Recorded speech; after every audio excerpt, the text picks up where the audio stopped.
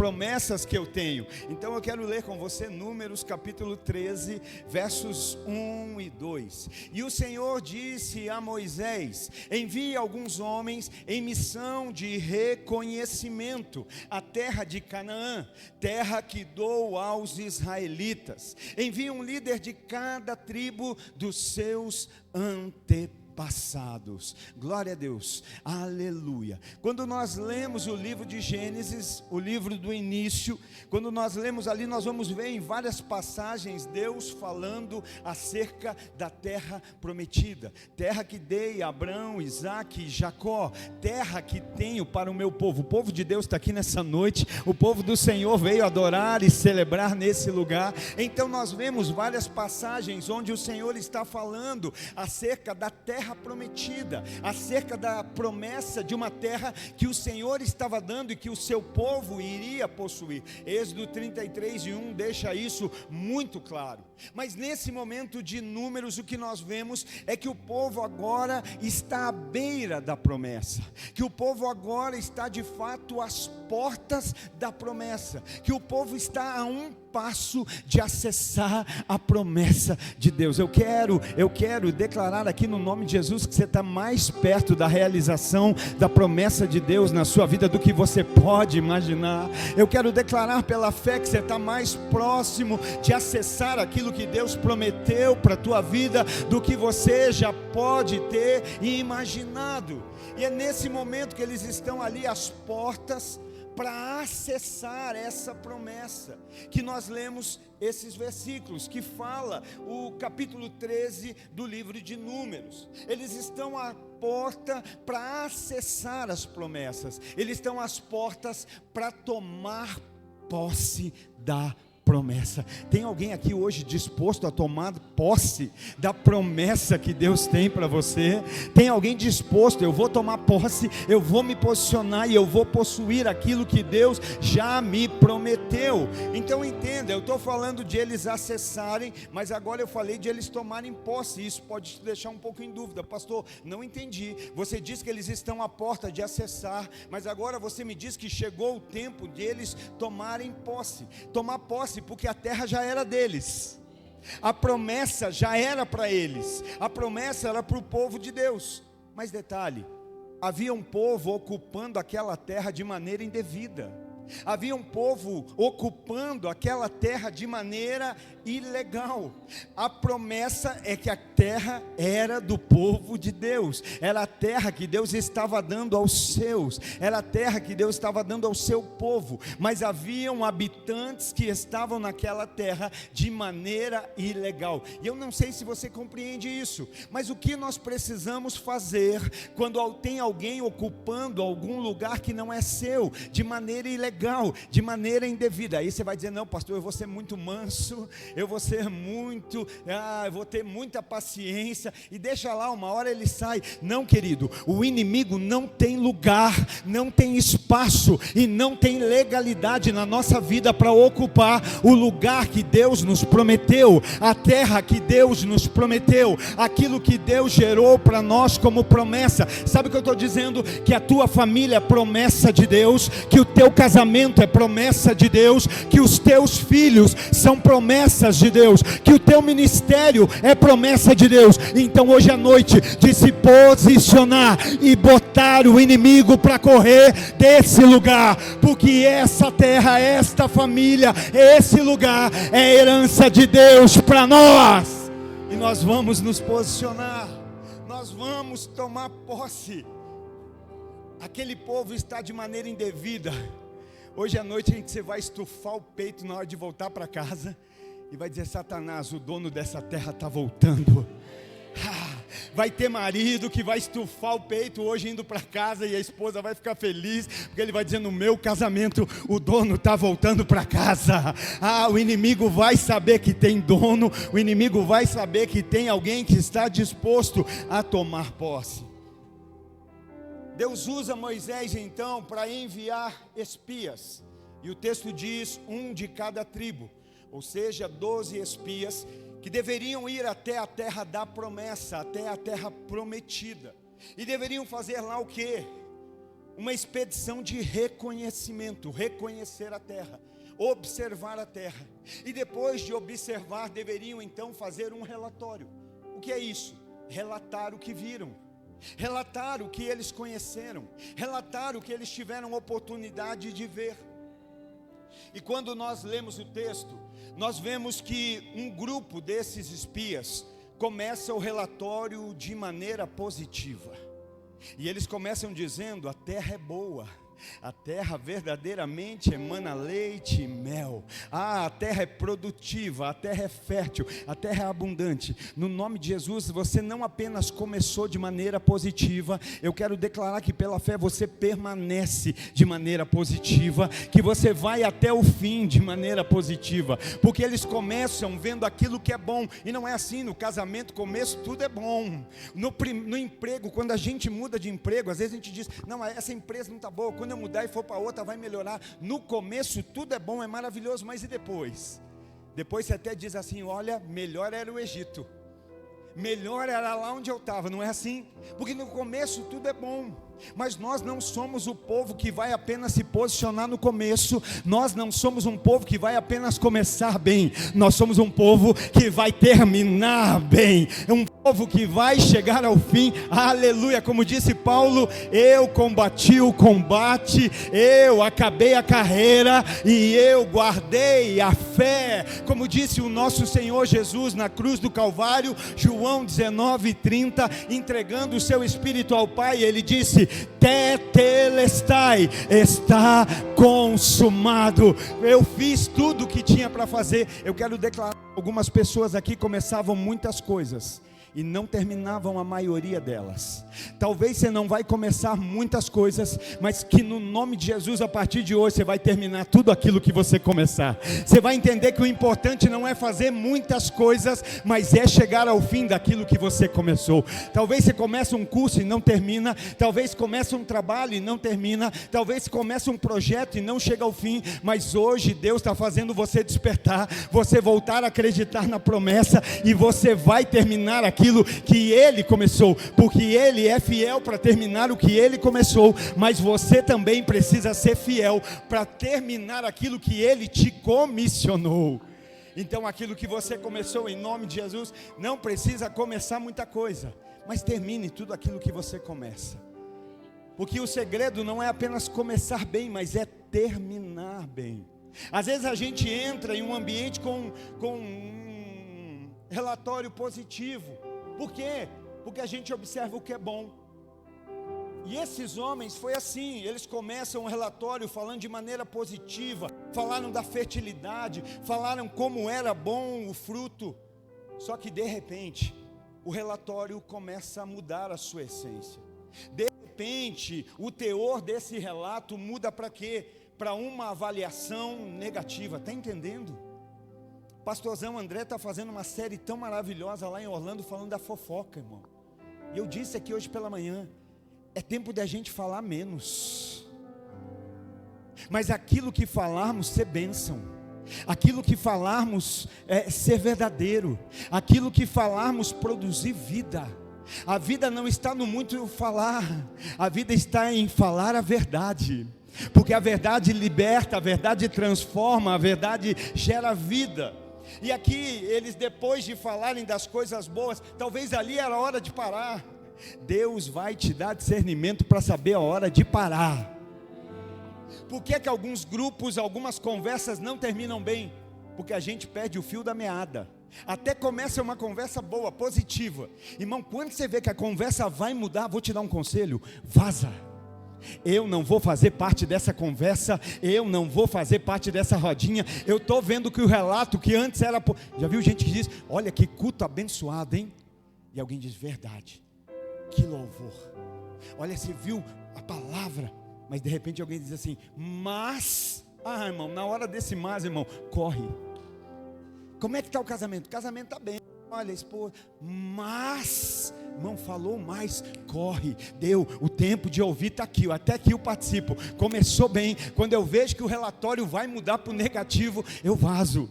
Eu saio, porque nós somos da luz, e a luz não tem comunhão com trevas. O Espírito Santo vai te agitar nesses dias, você não vai mais conseguir ficar confortável em um ambiente de negatividade, de fofoca, de murmuração, de maledicência. Ele vai te agitar e Ele vai te fazer se mover, no nome de Jesus. Alguém pode dar glória a Deus por isso? Alguém pode dizer um aleluia por isso?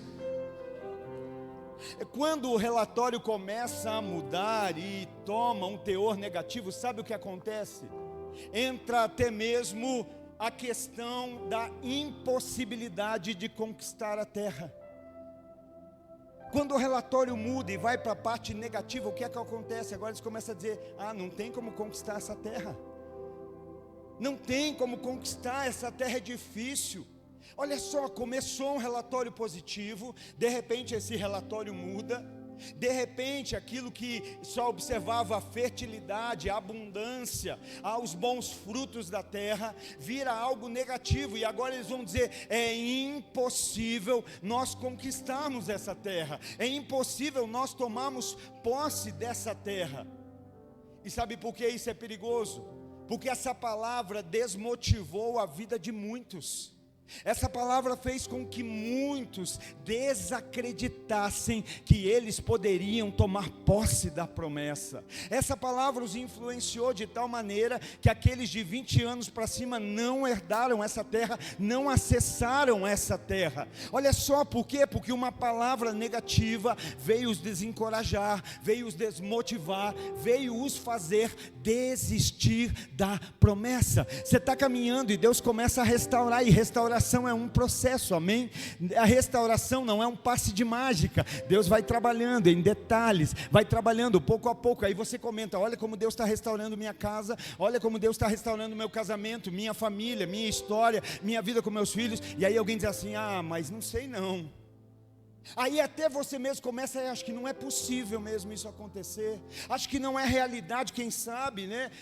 Eu não entendi. Então esse relatório fez com que muitos se desanimassem, desistissem de tomar posse daquilo que Deus havia prometido. E o Espírito Santo queima no meu coração nesse momento, porque tem alguém aqui que ainda não compreendeu que presença de luta é a ausência de Deus. Não, eu vou repetir para você entender. Existem pessoas aqui que ainda não entenderam que presença de luta significa ausência de Deus, que presença de desafios e problemas significam ausência do Senhor, porque eles estão dizendo: olha, a terra é boa, mana leite e mel, tem frutos, o fruto é bom, ela é frutífera, ela é abundante, ela é boa, mas o povo que está lá é gigante, o povo é difícil de ser vencido. Mas Deus não falou que não teria luta, mas Ele falou que Ele estaria conosco, que a presença dEle nos fortaleceria, que Ele estaria conosco em meio à batalha.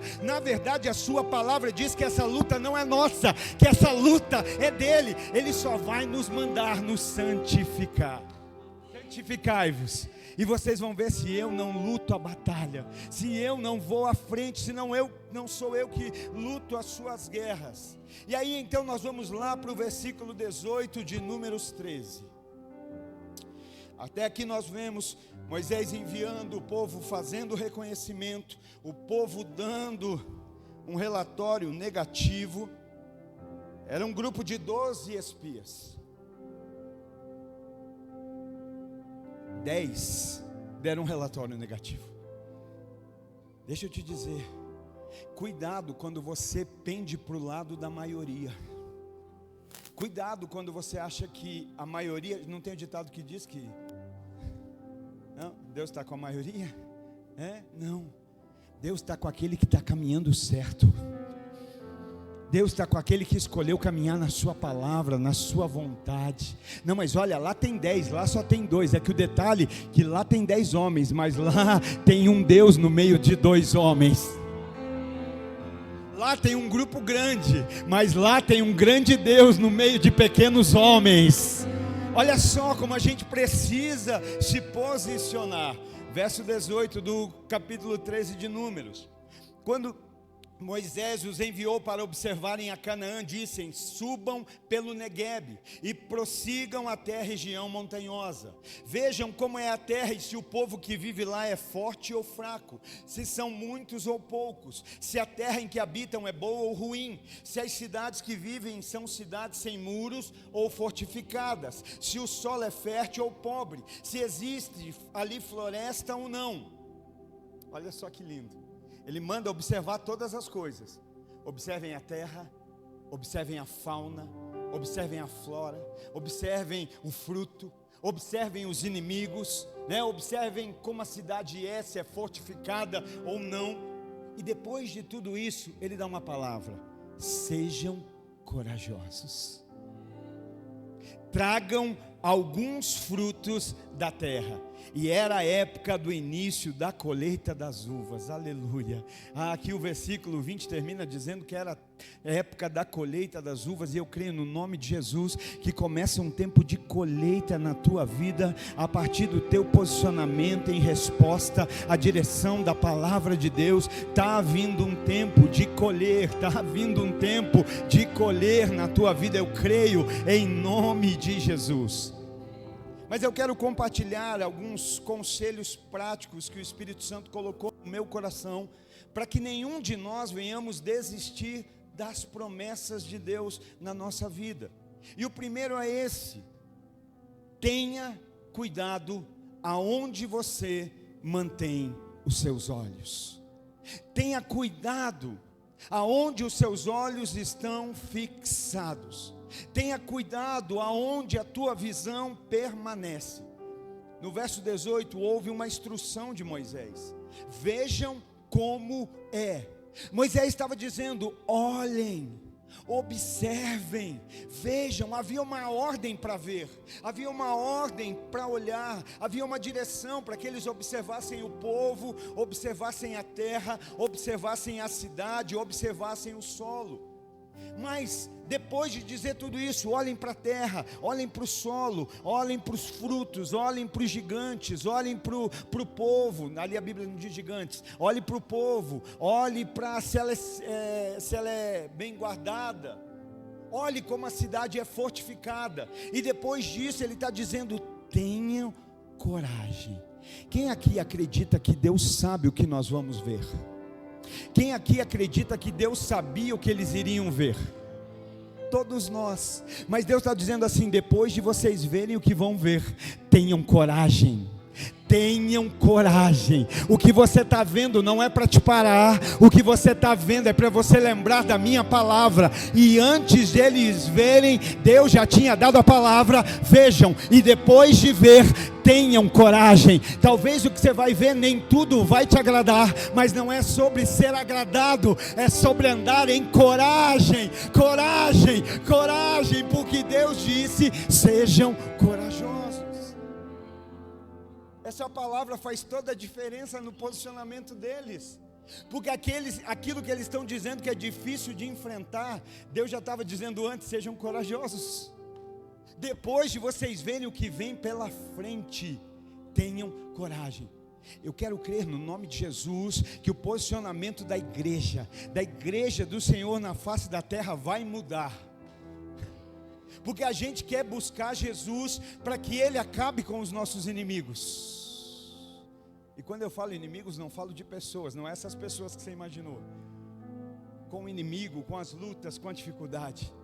Sabe, você não veio para o culto, você veio para o culto e Ele não vai acabar com a luta, Ele não vai acabar com a dificuldade, Ele não vai acabar com o desafio, mas Ele está te encorajando, Ele está te dando força para sair daqui e enfrentar o problema, enfrentar a dificuldade, enfrentar o desafio. E Ele está dizendo: seja corajoso, seja corajoso. Tem famílias orando e clamando por um pai corajoso, tem esposas orando e clamando por um homem corajoso. Aonde estão os homens de Araucária que vão ser corajosos para defender as suas famílias, para defender os seus filhos, para sustentar os seus casamentos? Homens corajosos, eu creio, Deus está levantando nessa noite Homens que estão ouvindo a palavra e estão decidindo se posicionar, tomar uma posição de coragem.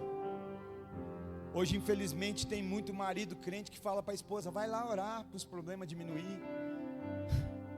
A minha oração é que ela ore para Deus te dar coragem, para você começar a ser homem de verdade, se levantar, arregaçar as mangas, aleluia, e dizer: eu estou aqui, eu sou o provedor, eu sou o homem desse lugar. Inimigo, se prepara, porque até aqui talvez esse lugar está ausente, mas eu quero dizer que eu estou assumindo o meu papel de marido, de pai, eu estou assumindo o meu papel dentro desse lar.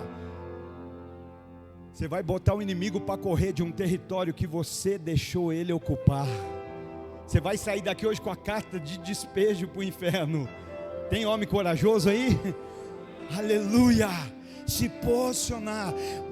A sua esposa é sua, os seus filhos são seus, o seu casamento é seu. Ah, pastor, a minha família é sonho, é projeto meu. Não, a sua família é projeto e sonho de Deus, é herança sobre você, e Ele te dá instrução, capacitação, graça para cuidar dessa família abençoada. Alguém pode dizer glória a Deus pela sua família, pela sua casa, pelo seu casamento, pelas suas famílias? Não, melhor, você pode levantar as suas mãos e aplaudir ao Senhor pela sua família, pelo seu lar abençoado, pelo casamento abençoado que Ele te deu. Talvez hoje, quando você olha, você tem vontade de desistir, mas Ele está dizendo: seja corajoso, seja corajosa, não desista, não desista.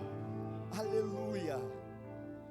Deus fala através da vida de Abraão: e em ti serão abençoadas todas as famílias da terra. Nós somos abençoados, a nossa família é uma bênção. Talvez teve gente aqui hoje que falou o contrário da sua família, mas é um bom momento para você dizer: Senhor, me perdoa, naquela hora eu me estressei, irmão, não tem nada mais bonito, irmão, nada mais bonito, irmão, do que uma atitude sincera. Não tem nada mais bonito do que uma ação genuína. Algumas pessoas ficam às vezes bravas com a gente, porque elas querem fazer a gente engolir conhecimento. Mas não tem nada melhor do que uma vida genuína, que é simples, que às vezes erra, mas vai dizer rei. Quarta-feira, eu achei que era o Mateus, é que apareci, não é não, tem nada a ver, meu irmão. Quarta-feira o Mateus pregou aqui, foi tão tremendo a palavra que ele trouxe, irmão, até te aconselho, entra lá no YouTube, fé, o antídoto para o orgulho. A gente terminou aqui tudo prostrado, chorando. Eu falei: meu Deus, que palavra.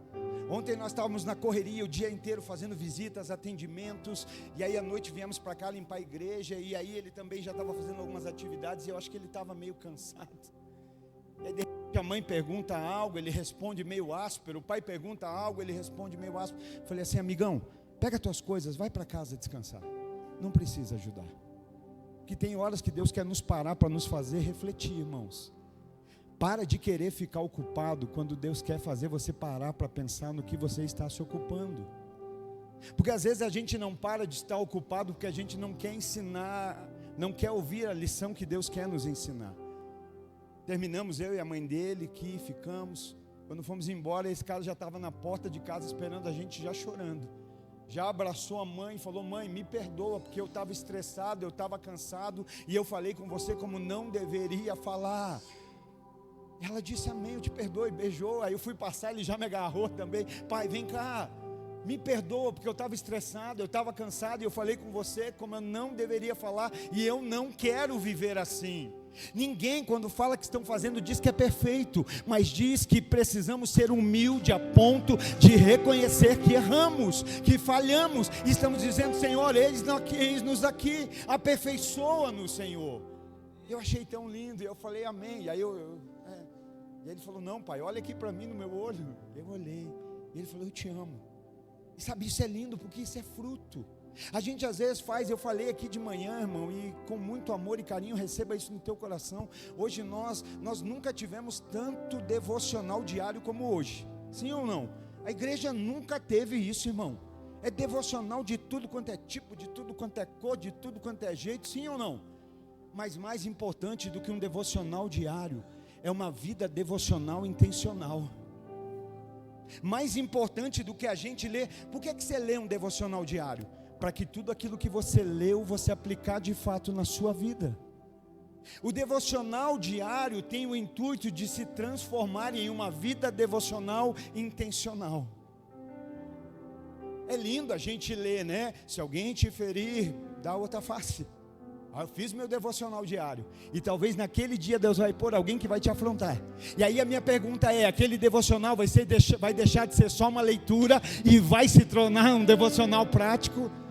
Hoje nós vivemos o tempo do café com Deus, e glória a Deus por isso.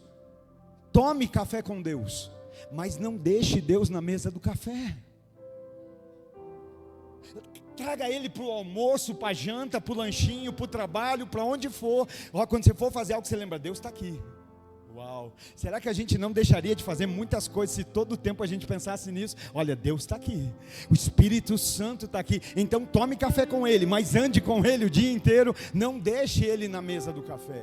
Está aqui, eu sou legendário, subi a montanha. Mateus é legendário, o irmão Anderson é legendário, não está aqui. O irmão Juliano, o Anderson teve de manhã, Juliano está viajando, somos legendários. E eu falava algo que Deus queimou no meu coração nessa semana, irmão. Nós que subimos a montanha sabemos o quanto aquela camisa vale, irmão. Nós sabemos. A gente que passou 72 horas naquela montanha sabe o que ela vale. Mas eu compartilhava aqui de manhã, a começar de mim. Aquela camisa, eu disse isso para os irmãos: nós não podemos nos esconder atrás de uma camisa. Sabe, aquela camisa não nos dá poder.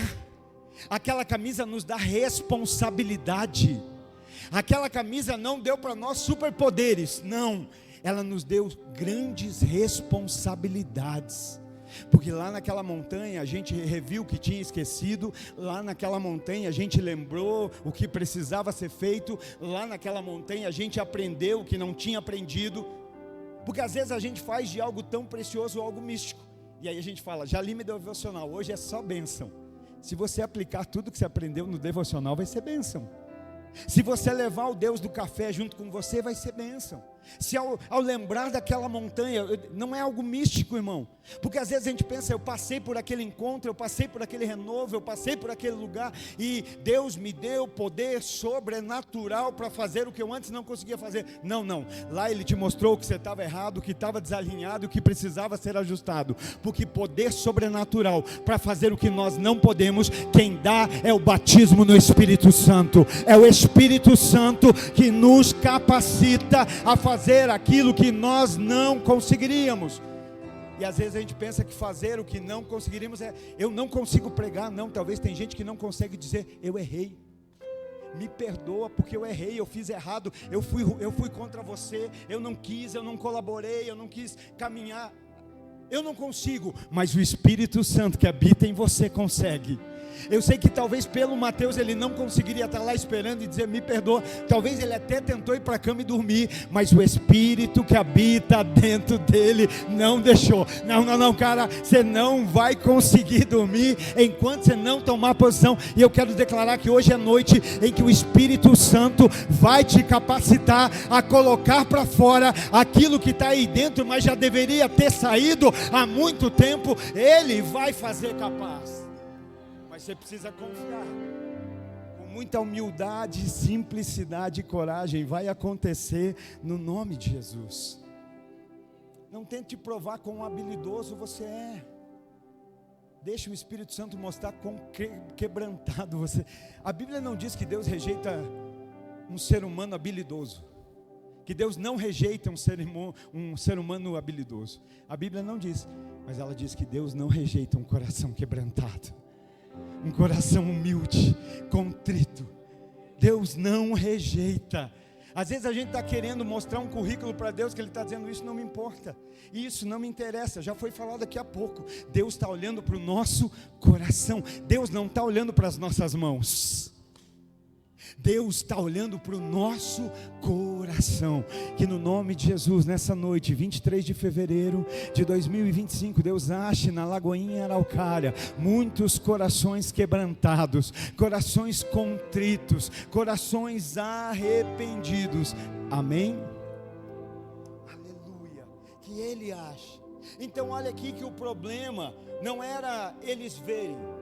O problema é que eles valorizaram demais aquilo que eles viram. Foi o próprio Moisés que falou: olhem, observem, olhem a terra, olhem todo o cenário. Então o problema não estava em ver, o problema estava em dar mais valor àquilo que eles viram do que aquilo que eles ouviram.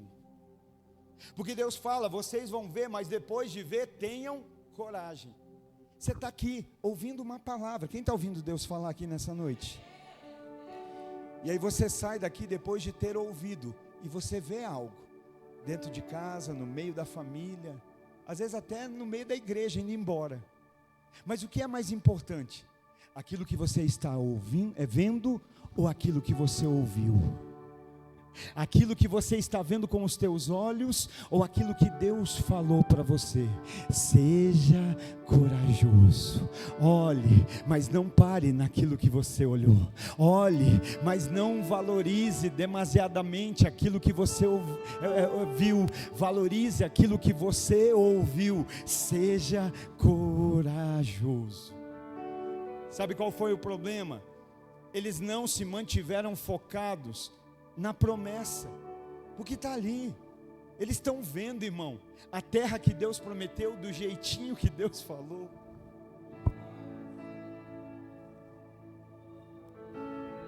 Deus é fiel para cumprir as suas promessas nos mínimos detalhes. Ele é fiel. Eles estão vendo tudo de acordo com como Deus falou. Só para vocês continuarem crendo que eu sou. Vejam lá, se não é exatamente como eu falei. A terra emana leite e mel. É uma terra deleitosa, mas eles não mantiveram o seu foco na promessa. E tão pouco naquele que prometeu. Mas eles mantiveram o foco aonde? Eles valorizaram, eles potencializaram o inimigo. Eles potencializaram os desafios. Eles potencializaram as lutas. Às vezes Deus está falando para alguém: olha, eu vou te colocar naquele lugar, eu vou te colocar naquela empresa. E aí olha, você diz: mas tem 100 candidatos para uma vaga. E aí eu te digo: se Deus te prometeu, de quantas vagas você precisa? Se Deus prometeu que vai colocar você lá, quantas vagas se precisa, meu irmão? Qual é o tamanho da tua fé? Ah, se Deus me prometeu, pode ter 500 para uma vaga. Se Deus me prometeu 499, eu tenho uma notícia para vocês: essa vaga é minha, em nome de Jesus. Mas tem gente que fala tem 500, e eu não estou dizendo que você vai chegar lá sem fazer nada, irmão. Lembra, tomar posse? Você vai ter que estudar, você vai ter que se preparar. Só que tem gente que já olha assim: não, Deus prometeu, mas tem 500, não vou nem estudar porque não vai dar. A gente quer que Deus coloque a promessa no nosso colo, que Ele entregue de bandeja, né? Não quer estudar, não quer se preparar, não quer ser liderado, não quer ser treinado, não quer ser... não, mas eu quero ocupar. Não, você vai ter que tomar posse, você vai ter que tomar uma posição. E eles valorizaram, eles potencializaram o inimigo. E sabe o que é o terrível disso? Que o que decidiu o relatório final não foi a fertilidade da terra. Vamos lá, me ajuda. A terra era fértil? Diga amém. A terra era fértil? A terra era abundante? Os frutos daquela terra eram bons? A terra era como Deus prometeu? Amém. Só que o que decidiu o relatório não foi todas essas coisas. O que decidiu o relatório foi a presença do inimigo. Porque até esse momento o inimigo não fez nada, o inimigo só estava lá. Você está entendendo? O que não se posicionar em Deus, não cuidar do que você vê, como te rouba das tuas promessas, que o inimigo até então não tinha feito nada. Irmão, a presença do inimigo nesse mundo é real e nós sabemos. Na verdade, a Bíblia diz que o Deus desse século cegou o entendimento.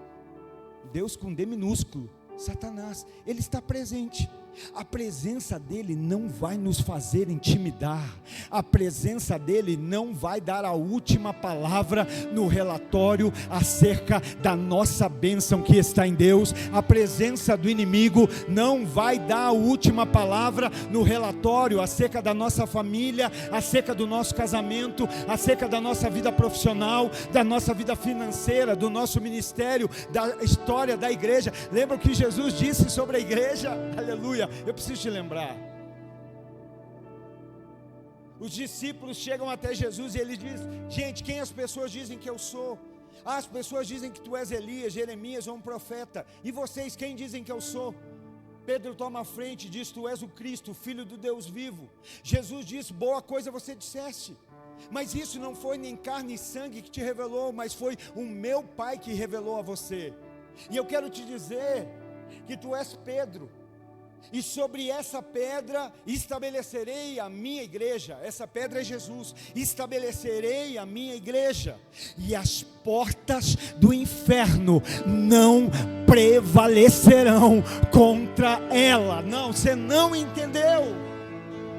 Jesus não disse que não haveria portas do inferno, mas Ele está dizendo que elas não seriam capazes de te parar, de te afastar das promessas, de te roubar daquilo que Deus tem, que elas não poderiam te tirar das promessas que Deus tem para a tua vida. Elas existem, mas elas não prevalecem na vida daqueles que creem em Deus. Tem alguém aqui que crê em Deus? Tem alguém aqui que crê nas promessas? Tem alguém aqui nessa noite que o teu coração está voltando a queimar com as promessas de Deus? Então dá um aplauso, glorifica Ele, porque as portas do inferno não vão te parar, não vão te afastar das promessas, não vão nos intimidar. Aleluia. Como é que eu faço então? Olhe mais para Deus e menos para o inimigo. Olhe mais para Deus e menos para o problema.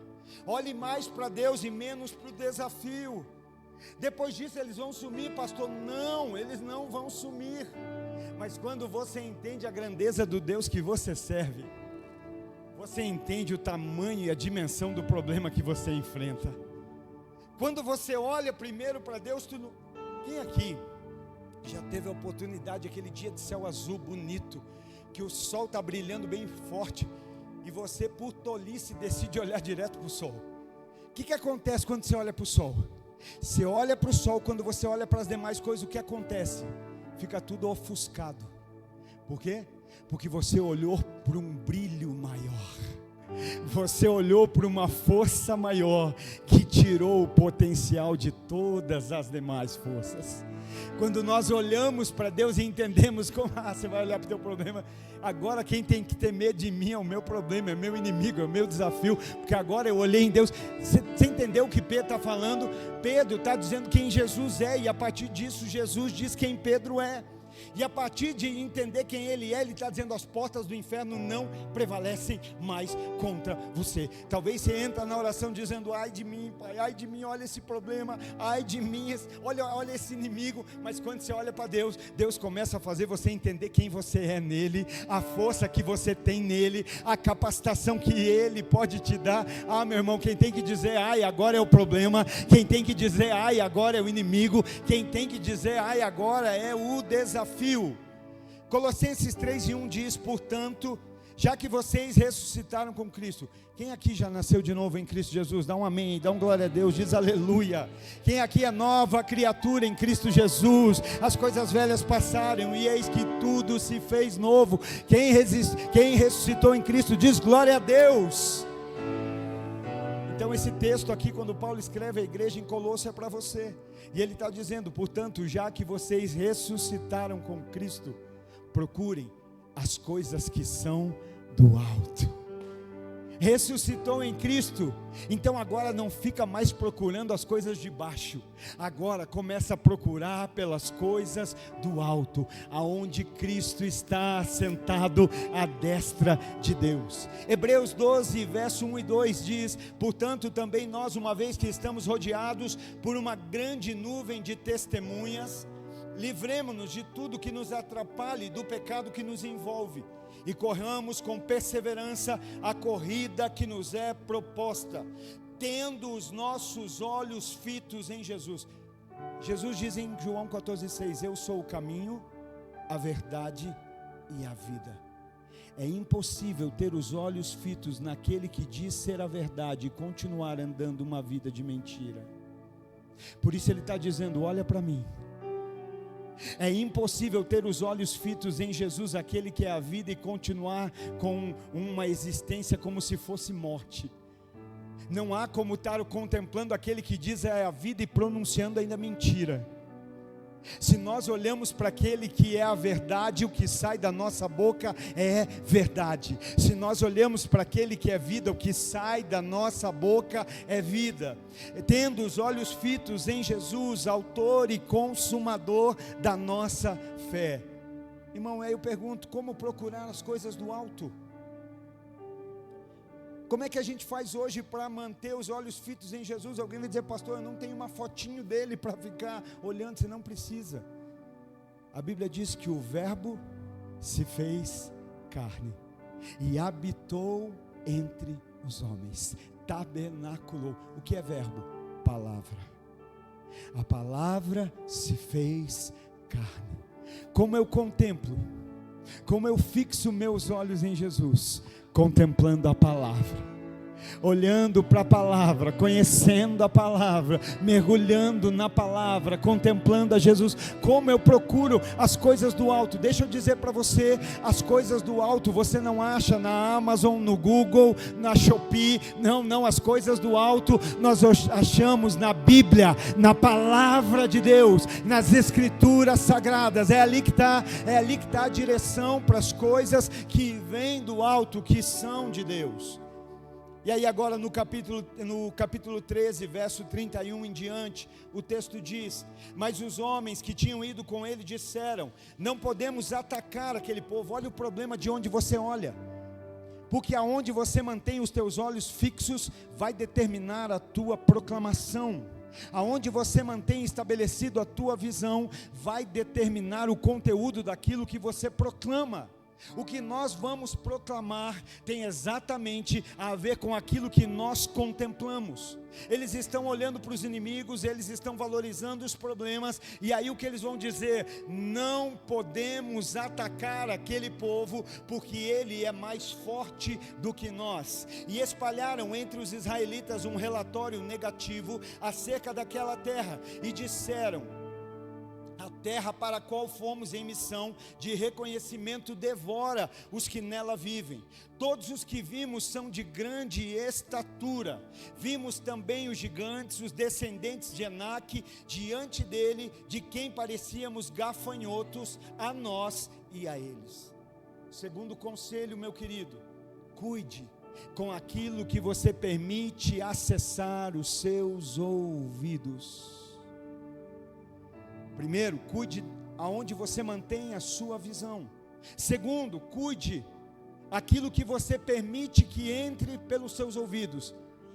Não existe nada que entre pelos nossos ouvidos e seja neutro. Não existe nada que entre pelos nossos ouvidos e não vai gerar nada. Ou vai gerar algo positivo, ou vai gerar algo negativo. A Bíblia diz que a fé vem por ouvir, e ouvir a pregação do Evangelho. Então eu creio que se a fé vem por ouvir, a fé também vai por aquilo que nós ouvimos. Aquilo que é bom, a palavra de Deus nutre a nossa fé. Por isso que eu disse aqui de manhã e vou dizer, irmão: se aquilo que você for ouvir não for edificar, não for trazer acréscimo na sua fé, não dê ouvidos.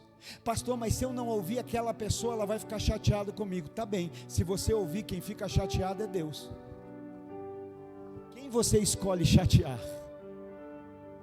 Ah, se eu não der, olha, não sabe da última, nem quero saber. Não sabe da nova, sei, Jesus morreu por amor a mim, ressuscitou, me deu uma nova vida e eterna nele. Sabe, tenha cuidado naquilo que entra através dos seus ouvidos e vai penetrar no seu coração. Aleluia. Existem palavras que ouvimos que vão nos levar para mais perto das promessas. Mas também existem palavras que nos levam cada vez mais longe. E o problema de alguém que está longe das promessas é que ele não quer ficar sozinho, irmão. Você está perto das promessas? Então deixa Deus te usar da maneira certa, da forma certa, para trazer quem está longe. Mas não deixa quem está longe te afastar, te esfriar, te desmotivar, aleluia, te fazer desistir. Muitas pessoas ali foram influenciadas por essas palavras, palavra de crítica, de murmuração, de difamação.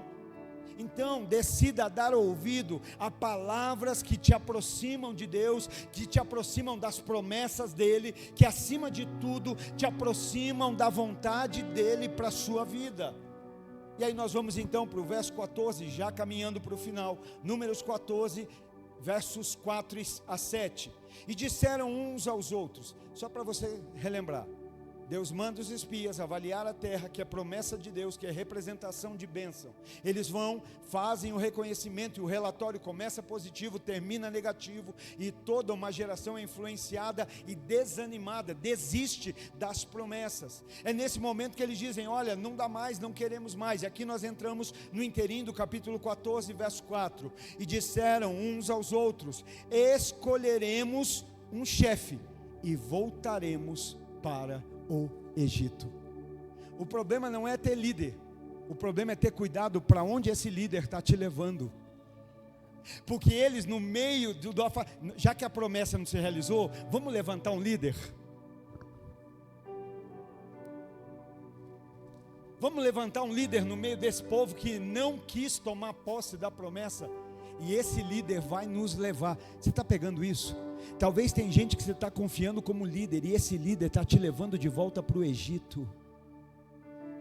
E esse líder está te levando de volta para a casa da servidão, e você é livre em Cristo Jesus. Não retroceda, nós somos o povo que não vai retroceder, nós vamos avançar, nós vamos adiante, nós vamos além, em nome de Jesus. Então Moisés e Arão prostraram-se, rosto em terra, diante de toda a assembleia dos israelitas. Josué, filho de Num, e Calebe, filho de Jefoné, dentre os quais haviam observado a terra, rasgaram as suas vestes e disseram a toda a comunidade dos israelitas. Era sinal de humilhação, de arrependimento. Estavam ali rasgando as vestes, se prostrando, e disseram, toda a comunidade dos israelitas, a terra que nós percorremos em reconhecimento é excelente. Levante sua mão aqui junto comigo e pela fé, diga no nome de Jesus, a minha família é excelente, o meu casamento é excelente, a minha vida profissional é excelente, o meu ministério é excelente. Você crê nisso? Aleluia. Você pode oferecer um aplauso a Jesus? Aleluia. É pela fé.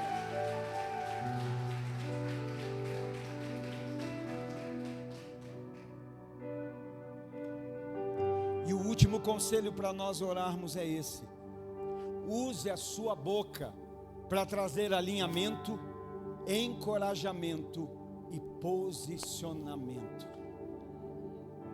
Se alguém que diz que te ama concorda com o seu pecado, esse alguém não te ama. Porque alguém que te ama não vai ficar vendo você caminhando direto para o abismo. Alguém que te ama não vai ver você indo em direção à morte, em direção à condenação eterna. Aqui havia uma palavra de alinhamento, de encorajamento, de posicionamento. Sabe, tem uma palavra de Deus hoje para nós como cristãos. E pega isso, irmão. Eu sei que no tempo que a gente vive no mundo moderno, tanta aceleração, tecnologia, ansiedade, o ser humano ele tem muita pressa de falar. Mas Deus hoje quer despertar em alguém aqui a mansidão. Você vai começar a surpreender algumas pessoas, não é por falar muito, é por começar a ficar quieto, por começar a se calar um pouco e dizer, eu preciso ouvir. Falando tanto, eu deixei de ouvir tanta coisa boa. E você não vai parar para ouvir os outros. Tiago, quando manda a gente mais ouvir do que falar, Ele está falando acerca de nós ouvirmos a palavra de Deus. E você vai parar nesses dias para ouvir, então não tenha pressa em falar. Tenha sabedoria. Quem fala, meu pai dizia, né? Quem fala demais dá bom dia a cavalo. Então não tenha pressa em falar muito. Tem gente que fala assim: não, mas eu falo tudo que penso porque eu sou sincerão. Não, irmão. Quem fala tudo que pensa não é sincerão. Quem fala tudo que pensa é sem noção. Quem fala tudo que pensa não é sincero. Sincero é alguém que pensa em tudo que vai falar. Quando pensar em falar, irmão, quando vier a vontade de falar, pensa: o que eu vou falar vai edificar alguém? O que eu vou falar vai fazer bem? Quando você for ouvir também, quando alguém vier querer contar alguma história de alguém para você, fala assim: olha, isso aí que você vai me contar, eu posso fazer bem para essa pessoa? Tem como eu ajudar essa pessoa? Tem. Então não precisa nem me dizer quem é, nem a história, só me diz o que eu preciso fazer. Para ajudar, você não precisa relatório de situação, tá bom, irmão? Para ajudar alguém, você só precisa saber como, você não precisa nem saber quem. A fofoca é que precisa, me dá os detalhes. Não. A generosidade, a graça, o favor de Deus não depende de quem é que vai ser alcançado. Então quando for falar também pensa. Às vezes vem situação na nossa vida que eu fiquei pensando agora à tarde, tem um vulcão adormecido aqui dentro, não sei se você sabe, aí dentro também. Um vulcão que está adormecido e que todos os dias ele quer entrar em erupção, sim ou não? Ou só sou eu? E ele fica, tem hora que você fala: rapaz, o vulcão vai despertar. Ele está começando a acender as brasas lá dentro. Ó, a velha criatura, o velho eu, quando vem aquela situação que a gente não gosta, que não é do jeito, ele está doido para entrar em erupção. Mas você tem a capacitação do Espírito para apaziguar esse fogo de contenda. Você tem, o Espírito Santo te capacita. Então quando você pensar em falar, você vai dizer: não, Deus, não, eu não vou falar sem pensar, eu não vou falar sem meditar. Melhor, eu não vou nem falar sem antes orar. Eu vou primeiro orar, porque depois de orar eu sei que muita coisa que eu iria falar, não, pastor, eu não falo, verdade, mas digita. Eu não falo com a minha boca, mas falo com os meus dedos. Alguém faz algo, a gente já quer mandar indireta, a gente já quer rebater. Não, irmão, você tem um Deus que te justificou, você tem um Deus que te santifica, você tem um Deus que te defende. Você só precisa se defender quando você crê que a defesa que Ele te dá não é suficiente. Agora, se você crê, descansa. Em vez de se defender, adora. Pratica nessa semana o silêncio. Vai fazer lá a tua atividade, faz em silêncio um pouco. Irmão, você vai ver como vai ter tanta coisa que vai produzir tanto, irmãos. Vai ter tanto problema que você não está achando solução. E esses dias no silêncio você vai achar. Você vai dizer: meu Deus, eu passei a semana inteira e não resolvi esse BO, mas agora eu parei 15 minutos aqui quietinho e eu não vi o que em uma semana eu não vi. Deus fala isso: aquietai-vos e sabei que eu sou Deus. Quando é que eu mostro que eu creio que Ele é Deus? Quando eu falo demais? Não, quando eu me aquieto. Eu me aquieto crendo. A palavra desses homens reforçou aquilo que Deus já havia dito. Eles estão dizendo: a terra é excelente, a terra é uma bênção. Tem gente que vai dizer: a igreja não é bem assim, a igreja não é perfeita, e ninguém disse que é perfeita, mas a igreja é o lugar onde nós estamos sendo dia a dia aperfeiçoados em uma comunidade de fé.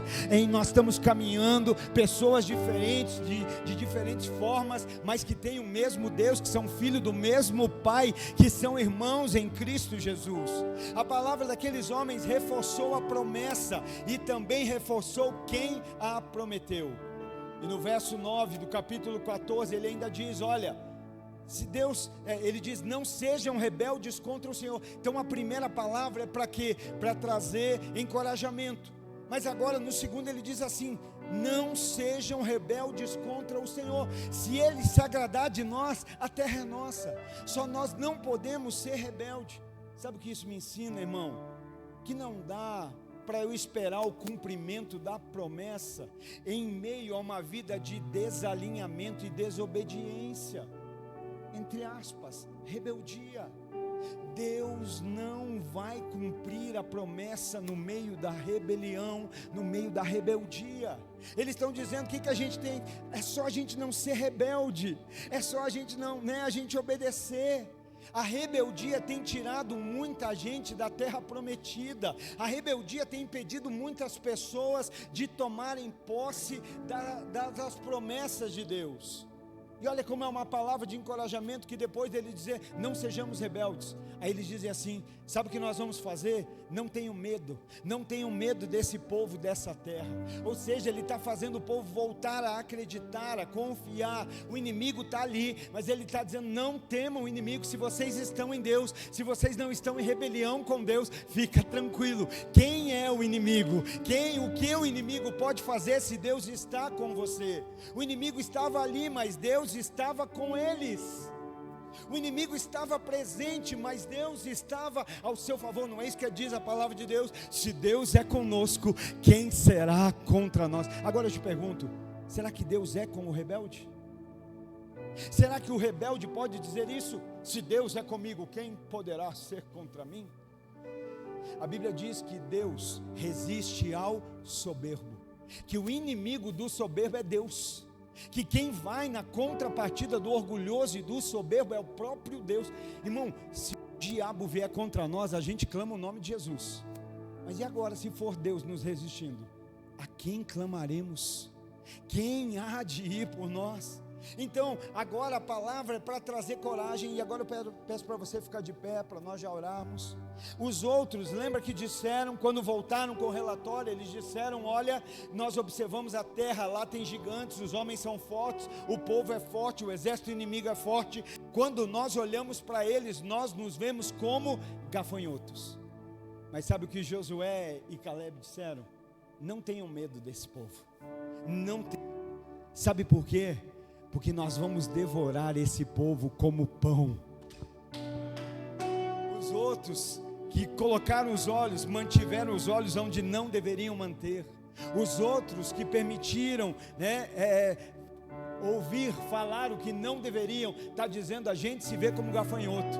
Mas Josué e Caleb, aqueles que decidiram confiar crendo naquele que prometeu, aqueles que não permitiram que essas palavras acessassem os seus ouvidos e o seu coração, aqueles que quando abriram a boca foi para liberar palavra de encorajamento, de alinhamento e de posicionamento. Esses vão dizer, está vendo esses inimigos? A gente vai acabar com eles, a gente vai devorar eles. Irmão, quem aqui já brigou com pão?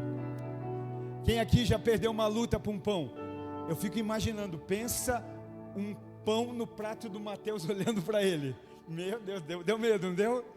O pão vai dizer, que sou eu diante desse gigante? E é exatamente assim que o inimigo vai passar a nos ver daqui para frente em Deus. É exatamente assim, eu creio no nome de Jesus, porque essa palavra está trazendo encorajamento, mas mais que isso, alinhamento, mais que isso, posicionamento.